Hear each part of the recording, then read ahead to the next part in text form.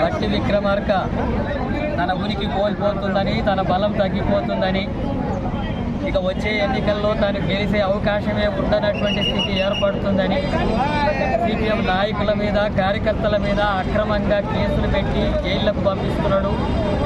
ఇప్పటికే మధుర నియోజకవర్గంలో 13 మందిని జైల్లోకి పంపించాడు.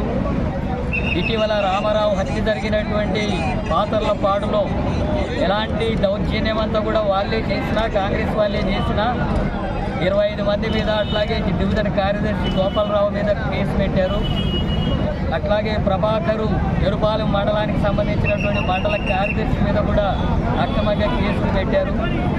అట్లాగే ఆలపాడు, ముదుమూరు, తర్వాత వివిధ గ్రామాలకు సంబంధించినటువంటి నాయకుల మీద, కార్యకర్తల మీద, సిపిఎం నాయకులకి తలలు పగిలిన, కాళ్ళు చేతులు విరిగిన, గాయాల పాలైనా సరే వాళ్ళ మీదనే హత్యాయత్నం కేసులు, అక్రమంగా ఎస్సీ అట్రాసిటీ కేసులు పెట్టి జైల్లోకి పంపిస్తున్నాడు.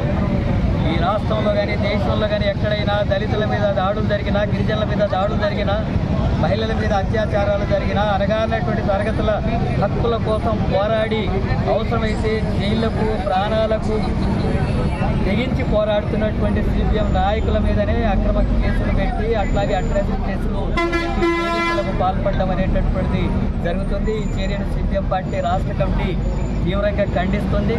ఇలాంటి పద్ధతుల్లో సిపిఎంను అడ్డుకుంటామని చెప్పి బట్టి విక్రమార్క అనుకుంటే అది తన జీవితంలో జరిగినటువంటి విషయం.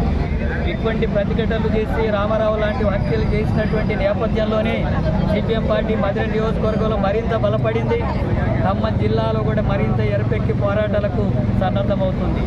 ఇప్పుడు ఈ కేసులు పెట్టి జైళ్లకు పంపించే కార్యక్రమం జరిగితే మేము ఈ సందర్భంగా హెచ్చరిక చేస్తున్నాము బట్టి విక్రమార్కకు, ఇప్పటికైనా నీ అరాచకాలు మానవులు